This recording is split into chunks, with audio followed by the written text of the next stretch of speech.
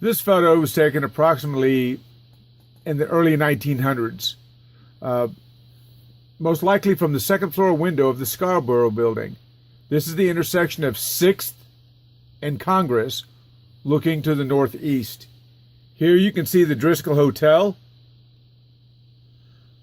and then there's a line of buildings right in here. Currently, right now, the Littlefield Towers are right here. Littlefield Building is right here. For this story today, we're interested in the corner here. You can see the name of that bar is called the Crystal. The shooting of John Rankin by Officer Gizzard in cold blood took place at this intersection. We know because people are coming out of the Crystal.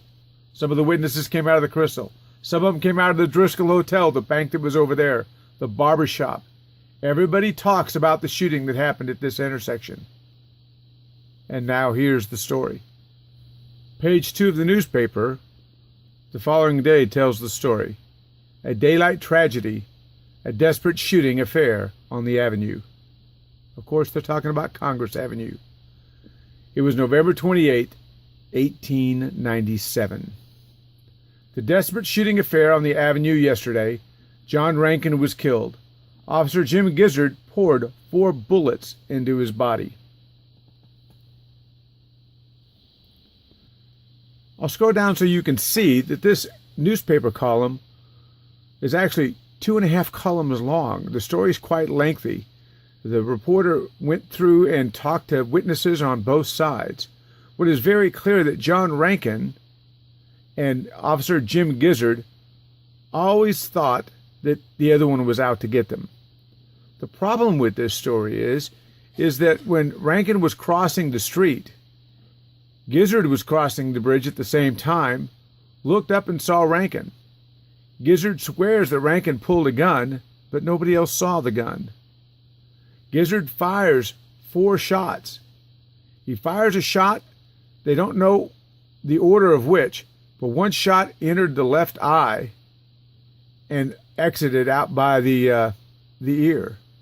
Then as the guy turned around and ran, he was shot 2 more times. And as he lied dying in the gutter, the officer shot him a 4th time, leaving him in a pool of blood and to bleed out there in the dirt. Different spectators say different things, and we kind of lose the story afterwards, and there's no story about this in subsequent newspapers. It all just kind of disappears. But what was clear that he was shot in the back as he was running away. One of the men said, Rankin fell into the gutter and I saw the policeman run up to him, lean over his prostrate body and shoot him again. They talked about securing the names of Alec Gunn of Weberville and Jake Hamilton, also at the place. They're willing to swear that they saw the policeman throw the pistol down at Rankin's side after the shooting. So this is one of those that we don't know the outcome of Officer Gizzard. We've looked on the internet for pieces of the trial. We can't find them. I've tried to find his gravestone. Nowhere in Travis County. Perhaps after this the man left. We do know that the victim, John Rankin, was killed and he was laid to rest at Oakwood Cemetery.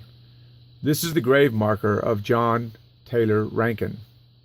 Born 1853, died 1897 at the hand of an Austin police officer who swears that Rankin had a gun and swears that Rankin was out to get him. It was get killed or be killed. An old tombstone like this doesn't have a lot of information to it. It's the information between the dash that is missing. But we've provided it for you here today, so you'll always remember the story of John Taylor Rankin, who died at the corner of 6th and Congress Avenue in a blaze of 4 gunshots, lay prostrate on the street, bleeding into the dirt.